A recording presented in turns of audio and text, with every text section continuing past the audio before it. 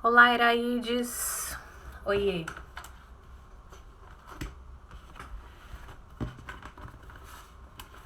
Oi, Érica, boa noite. Tudo bom, meninas? Sandra.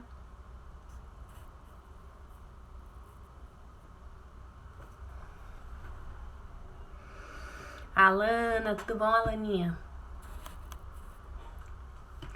Vamos orar pra gente começar, meninas? Nosso estudo bíblico. Tudo na paz, graças a Deus.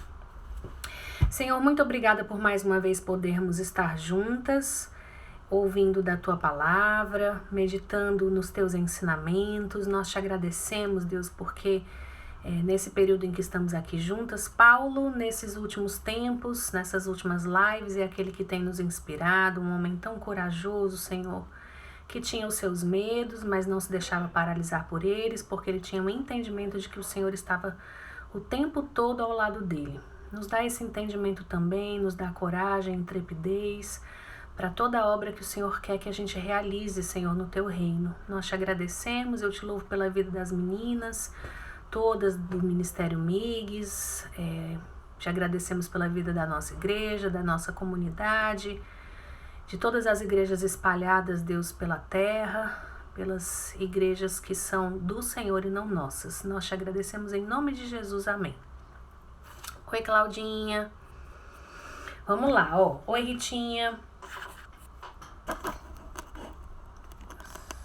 Pronto, ó. A gente tá no capítulo 22 de Atos. Hoje a gente vai falar sobre o capítulo 22 e 23. Lembra que eu falei pra vocês, gente, que eu acredito que até quinta-feira da semana que vem, mais terça e mais quinta, a gente termine todos os capítulos, certo? Porque, na verdade, todos os capítulos do 22 até o 26 falam do período em que Paulo esteve preso. Primeiro em Jerusalém, depois em Cesareia e depois em Roma, certo? Ele ficou preso 2 anos em Roma, por último, antes de morrer, numa prisão domiciliar. E a gente acaba que não é um acontecimento só em muitos capítulos, então acaba que a gente vai passar um pouco mais rápido por esses capítulos e vamos provavelmente terminar o evangelho o livro de Atos, acredito que na quinta-feira da semana que vem, tá? O que a gente estava conversando na última live?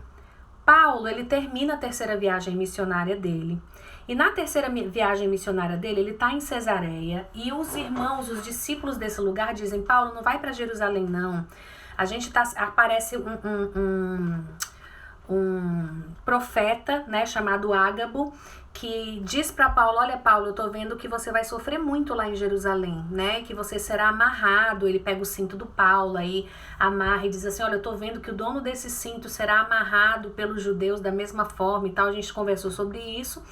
E é muito lindo a forma como Paulo entendia a missão dele, ele não tinha medo da morte, ele inclusive, não nessa carta, né, no livro de Atos, mas em outros livros que o apóstolo Paulo escreve, né, porque ele escreve muitos livros do Novo Testamento, ele vai dizer que ele não tem medo da morte e que ele entende que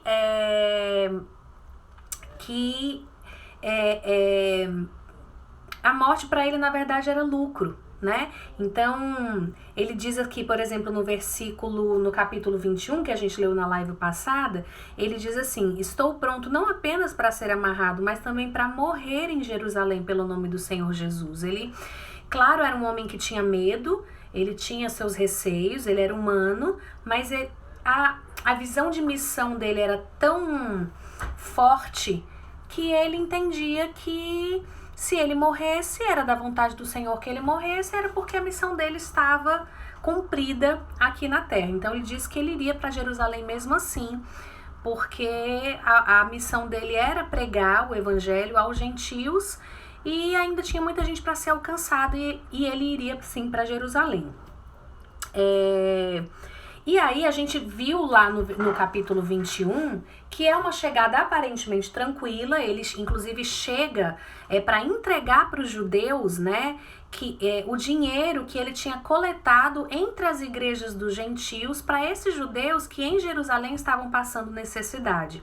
Então Paulo, ele sempre tenta, tanto aqui no livro de Atos quanto nas outras cartas que ele escreve, ser esse homem que pregava essa unificação das pessoas no reino de Deus. Todos somos um, e é através dessa união que nós seremos conhecidos e as pessoas entenderão que Jesus é o Filho de Deus, né?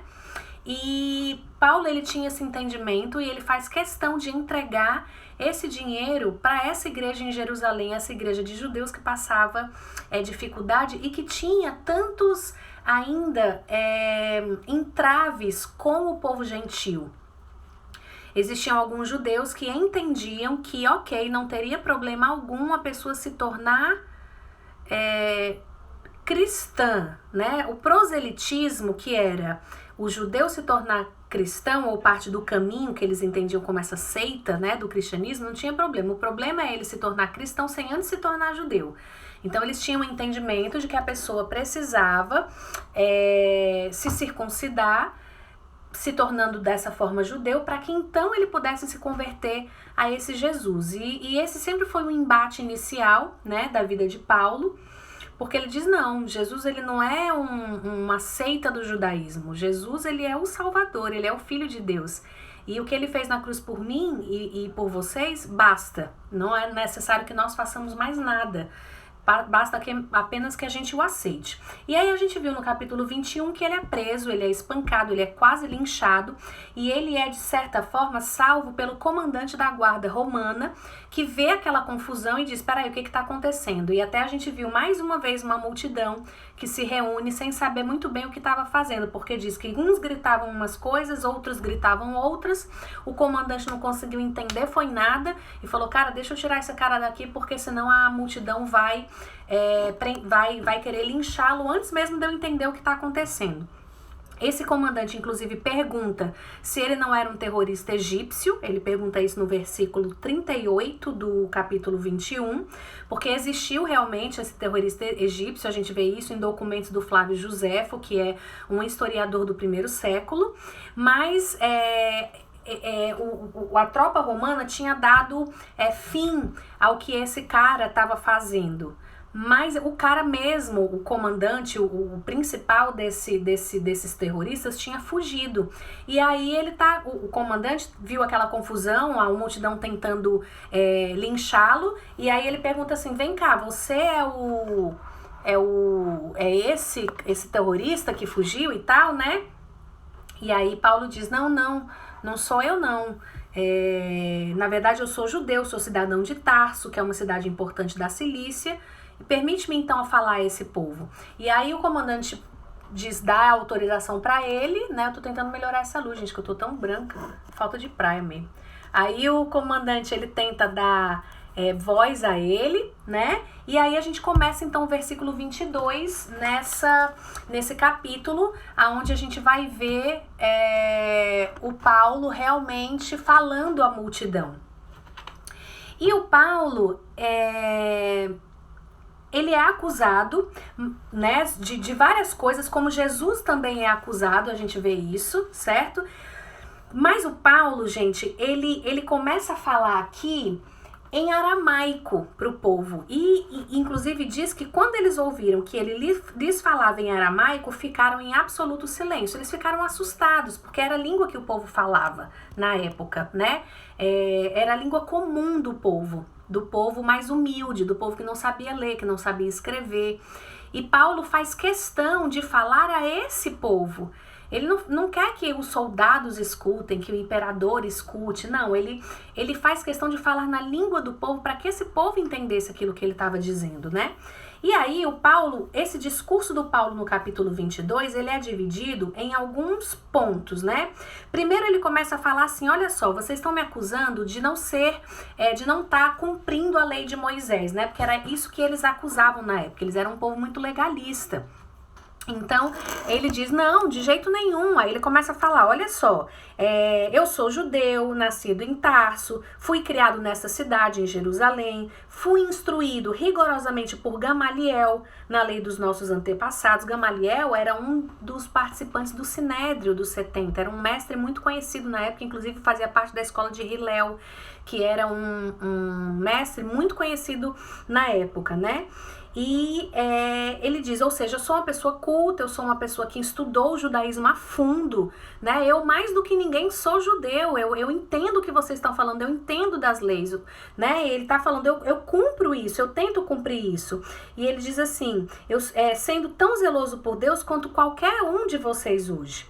Persegui os seguidores, aí ele diz, né? Eu sou assim, eu sou judeu. E eu, inclusive, ele vai contar, eu persegui o pessoal do caminho, né? O caminho eram os cristãos, que eram conhecidos como os da seita do caminho, né? Eram entendidos no início como pessoas que faziam parte dessa seita. E ele diz, eu lancei eles na prisão, eu levei eles à morte, eu prendi tanto homens como mulheres, né? Inclusive o sumo sacerdote, ele diz, pode testemunhar isso para vocês. Por quê? Porque foram exatamente esses membros dos sacerdotes, né?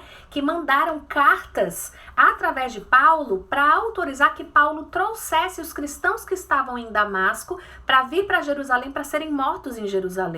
E Paulo, no caminho de Damasco, é quando ele se converte. A gente viu isso lá no capítulo 9 de Atos, né? Então Paulo fala quem ele era e fala que ele inclusive era cruel, ele era um perseguidor desses cristãos e tudo mais. E aí ele conta para eles como é que aconteceu essa transformação na vida dele. Ele fala dessa transformação miraculosa que aconteceu, né? Extraordinária, a gente falou sobre isso na live. E ele diz, né, que o Ananias era um homem muito fiel, seguidor da lei também, assim como vocês, e foi o próprio Ananias que Deus disse a ele que deveria me encontrar para tirar as escamas dos olhos, porque Paulo fica cego, né, quando ele se converte. E aí ele diz, irmão Saulo, recupere a visão, e naquele mesmo instante pude vê-lo, tá falando do Ananias, e diz que o Ananias disse para ele, o Deus dos nossos antepassados o escolheu para reconhecer a sua vontade, ver o justo, com J maiúsculo, e ouvir as palavras de sua boca. Você será testemunha dele a todos os homens daquilo que viu e ouviu. Depressa, saia de Jerusalém imediatamente, pois não aceitarão seu testemunho ao meu respeito. E aí ele conta, eu estava em Jerusalém, inclusive quando tive uma visão, e nessa visão o próprio Jesus dizia para mim, saia de Jerusalém. Foi quando ele sai de Jerusalém, ele vai para a região das Arábias, onde ele passa 7 anos. Ele está aqui rememorando a essa multidão tudo o que aconteceu com a vida dele, o que Jesus falou para ele, qual seria a missão dele, né? Ele conta tudo isso. E aí ele diz, inclusive, quando Estevão foi morto e apedrejado por vocês, eu estava lá. Ele diz isso lá no versículo 20, ele diz assim, quando foi derramado o sangue de tua testemunha, Estevão, eu estava lá dando minha aprovação e cuidando das roupas dos que o matavam, né? Então ele fala, então o Senhor me disse, vá, eu o enviarei para longe, aos gentios. E aí é quando ele começa as viagens missionárias dele, que foram as viagens que a gente comentou aqui, a primeira, a segunda e a terceira viagem, com esse intuito de pregar a palavra aos gentios, porque ele entendia que toda a nação mundial, ela era parte de um povo só do reino de Deus, né? Não existia essa diferença entre gentil e judeu. E aí é quando acontece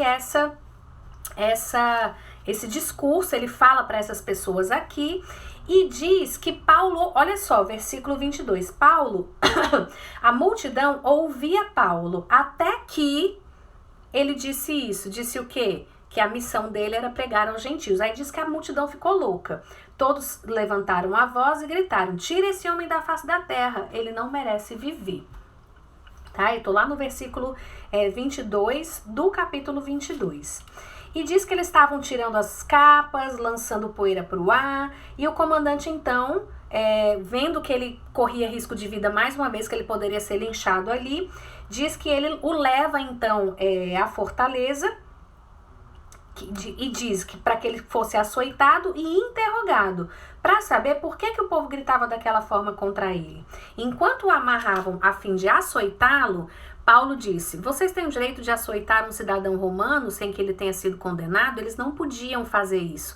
Eles não entendiam que, até então, o comandante não sabia que Paulo era cidadão romano. Mas Paulo diz para ele: eu sou cidadão romano, assim como você. E você não pode estar me açoitando, porque ele não podia açoitar um cidadão romano sem que antes houvesse um julgamento. E aí o tal comandante diz para ele assim: você é um cidadão romano? Ele diz: sou sim.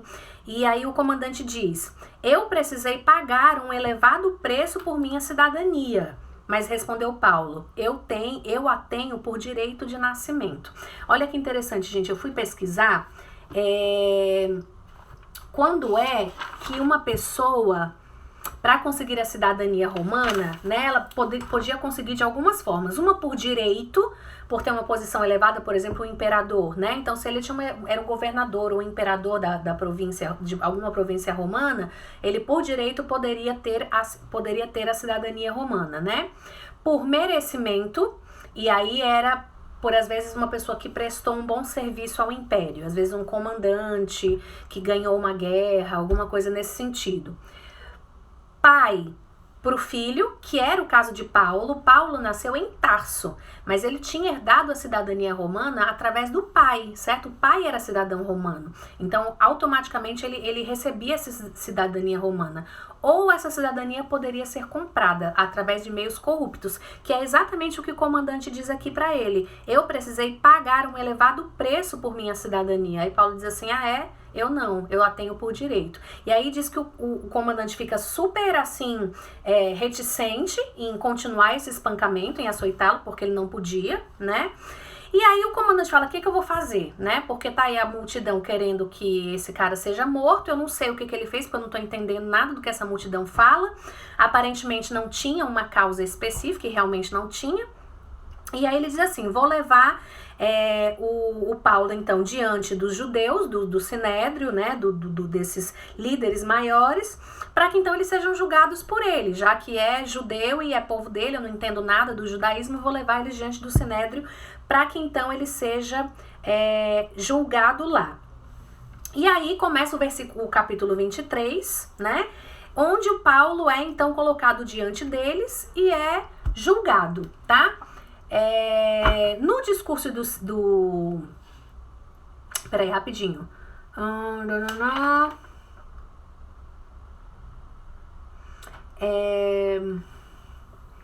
Ok. Aí no capítulo 23, então, diz que o Paulo fixa os olhos no Sinédrio, né? O Sinédrio era era um top dos sacerdotes e fariseus e saduceus, tá? Diz que o Paulo fixa os olhos nele e começa um novo discurso, novamente tentando se defender.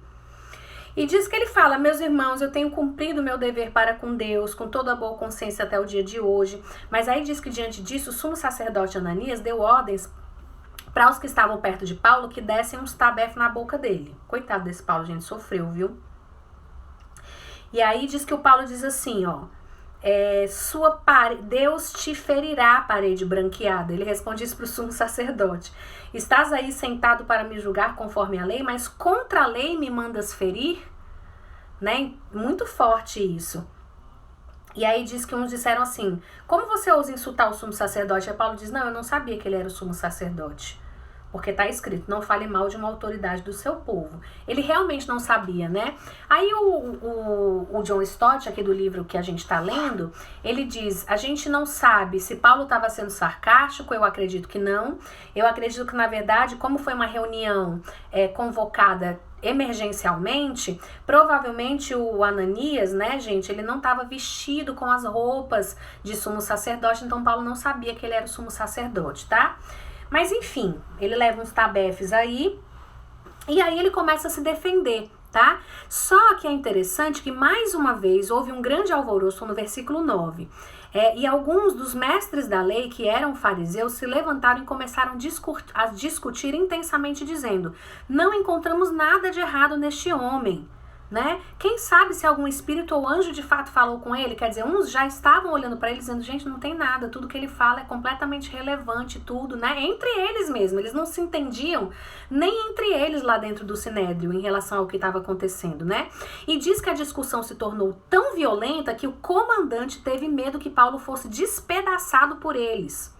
Então ordenou que as tropas descessem e o retirassem à força do meio dele, levando-os para a fortaleza novamente. Quer dizer, nem dentro do Sinédrio eles conseguiram chegar a um veredicto e um entendimento do que estava acontecendo ali. E diz que na noite seguinte o Senhor, pondo-se ao lado de Paulo, disse, coragem, assim como você testemunhou a meu respeito em Jerusalém, deverá testemunhar também em Roma. Tô lendo aí o versículo 11 do capítulo 23, certo? Então Paulo diz, olha, você tá em Jerusalém, você tá sendo preso, tá sendo esbufeteado e quase linchado, mas tenha coragem, porque eu ainda vou levar você para Roma.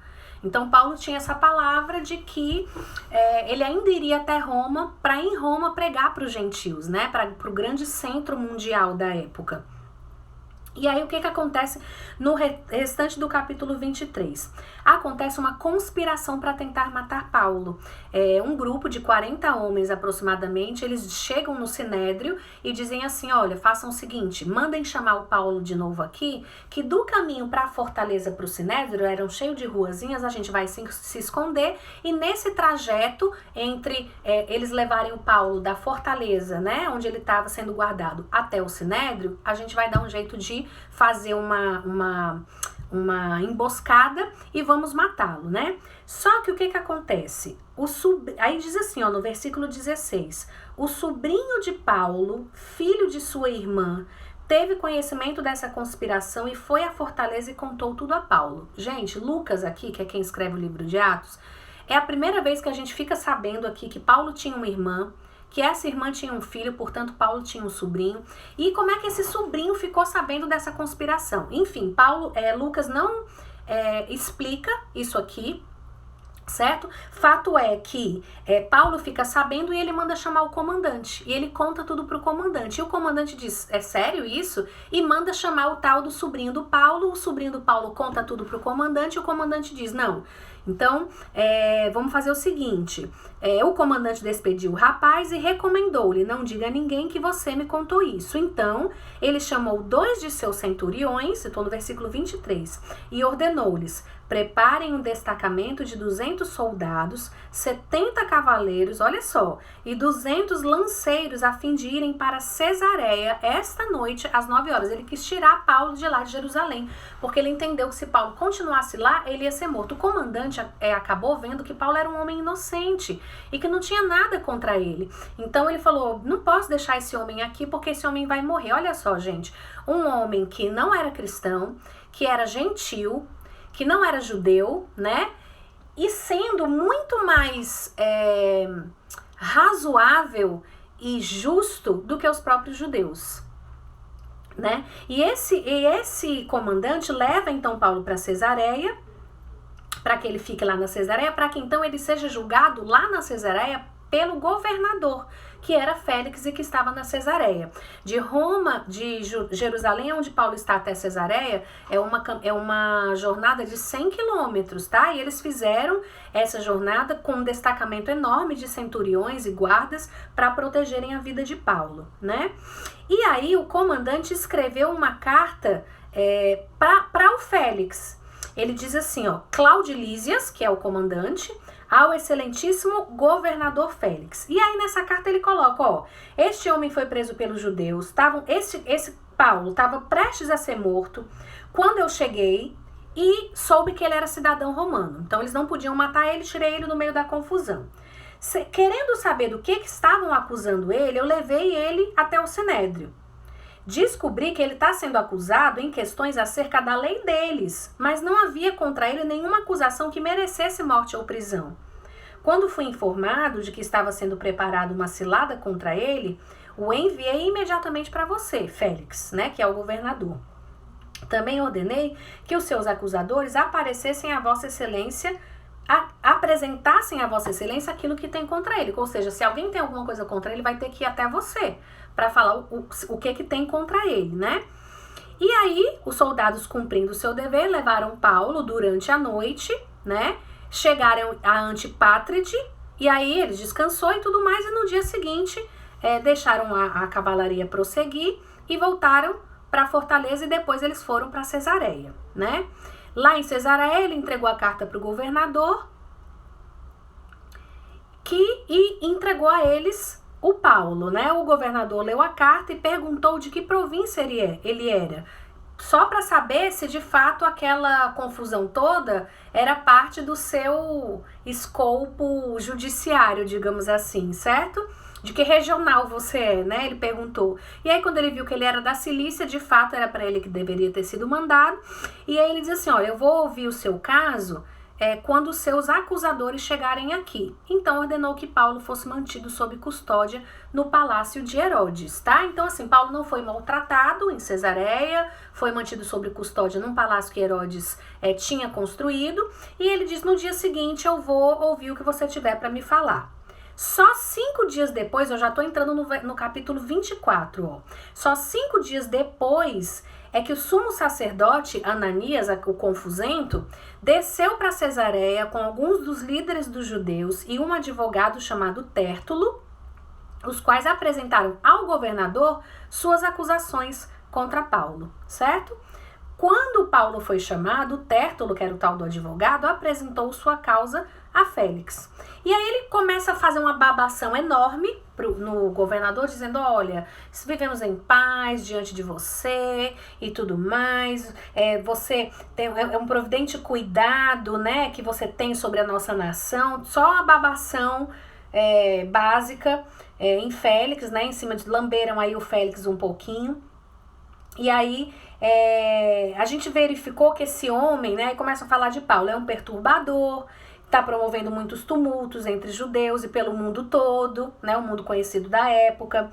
E ele é o principal cabeça da seita dos nazarenos, ó, eles chamavam o cristianismo de seita na época, né? E tentou profanar o templo. Aí pronto, aí eles começam a trazer aqui as fake news, né? Primeiro dá uma babada, depois traz fake news, né? Qualquer semelhança com a atualidade é mera coincidência, né? Aí ele diz: se você mesmo interrogar, você vai ver que é verdade tudo que a gente está dizendo aqui, né? Aí os judeus que estavam junto com o advogado disseram: é verdade, tudo isso que ele está falando é verdade mesmo. E aí Paulo começa, né? Falou assim: não, aí ele deu voz então a Paulo: pronto, agora você pode fazer a sua réplica aí, né? E Paulo começa a falar então, dizendo que, fala: olha, eu sei que você há muitos anos tem sido juiz dessa nação, né? Mas eu quero fazer aqui a minha defesa. E você vai verificar que há menos de 12 dias eu subi para Jerusalém para adorar a Deus. Meus acusadores não me encontraram discutindo com ninguém no templo, nem incitando uma multidão nas sinagogas ou em qualquer outro lugar. Também não podem provar a acusação que estão levantando contra mim. Eu te confesso que adoro o Deus dos nossos antepassados como seguidor do caminho, de fato, a que chamam seita. Creio em tudo o que concorda com a lei e no que está escrito nos profetas, e tenho em Deus a mesma esperança desses homens, tá? E aí ele diz: eu tô com a minha consciência limpa diante de Deus e dos homens, né? Gente, eu tava esses dias assistindo com essa história toda a questão da Flor de Lis, né? Não sei se vocês estão aí acompanhando essa confusão da Flor de Lis, pastora, e do Anderson, pastor, que foi morto com 30 tiros há um ano atrás, e todas essas acusações que estão levantando contra ela, né? Quando Paulo diz aqui: eu estou com a minha consciência limpa diante de Deus e dos homens, né? A gente entende, porque a gente lê aqui a história, de que de fato não havia acusação nenhuma contra ele. E na história da Flor de Lis, eu estava vendo algumas reportagens de entrevista dela, e ela dizendo que é inocente, mas a quantidade de coisas levantadas e de documentos levantados contra ela são muito fortes, né? E assim, você dizer, porque assim, gente, olha, a justiça pode ser ruim, os homens podem falhar, mas Deus conhece o nosso coração e conhece tudo aquilo que a gente fez no secreto, né? E eu dizendo assim: meu Deus, ou de fato está acontecendo uma injustiça muito grande sobre a vida dela, né? Ou de fato ela é uma completa psicopata, né? Assim, de acordo com umas... Quem sou eu para julgar? Eu não conheço, eu não, né? Enfim, mas ela diz assim, a justiça diz porque diz que ela é culpada. E ela diz porque diz que é inocente, né? Quando a gente tem a nossa consciência limpa diante de Deus, gente, Deus nos abençoa, sabe? Deus restaura o nosso caráter, restaura aquilo que foi dito contra nós e a gente vê isso na vida do próprio Paulo aqui, tá? Porque aqui ele poderia ter sido imediatamente julgado e morto, né? Pela forma como esse advogado e os judeus que vieram de Jerusalém vieram para esse julgamento dele diante do Félix, que era o governador, né? Só que olha como é interessante.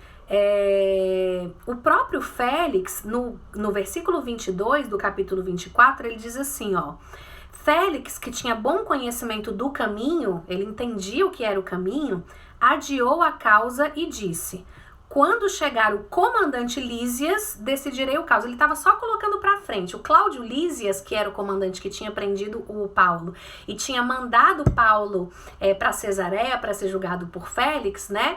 Ele diz assim, ó: quando o Cláudio vier, eu quero ouvir da boca dele tudo que aconteceu. Aí eu vou resolver o assunto. Enquanto isso, ele tirou Paulo ali da confusão e ordenou ao centurião que mantivesse Paulo sob custódia, mas que desse-lhe certa liberdade e permitisse que os seus amigos o servissem. Olha só, se Félix, como governador, entendesse que Paulo era culpado, ele não teria dado toda essa regalia para Paulo. Ele entendia que Paulo era inocente, né?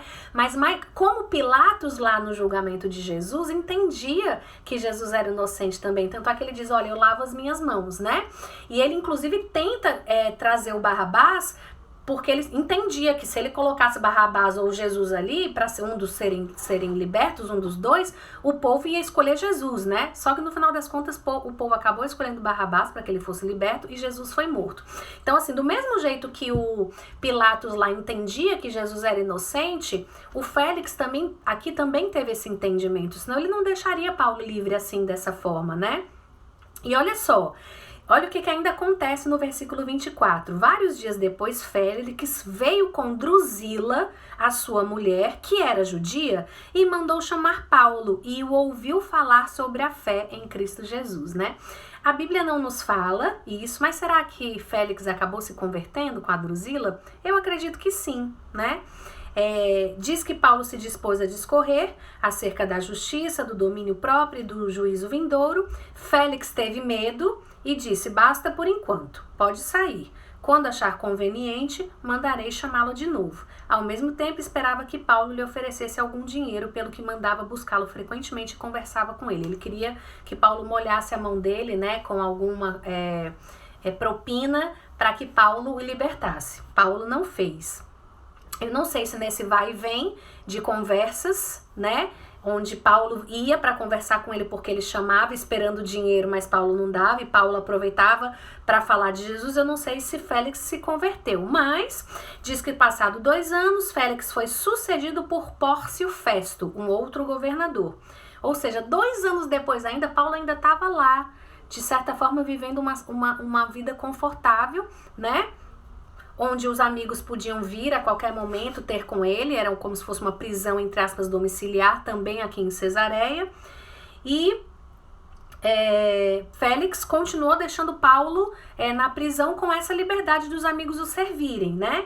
Mas depois de 2 anos, o Festo se tornou o governador, e aí a gente vai ver novamente, depois de 2 anos, Paulo sendo julgado novamente diante de Festo, é quando começa o capítulo 25, tá?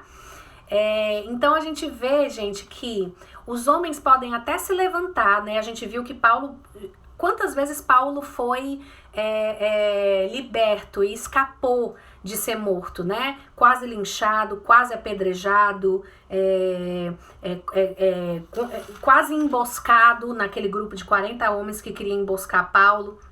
Mas, gente, olha, se Deus não tiver um plano e não fosse da vontade de Deus que Paulo morresse, pode se levantar quem for, o que seja, e a coisa vai Deus vai ser sempre soberano sobre a vontade dele, né?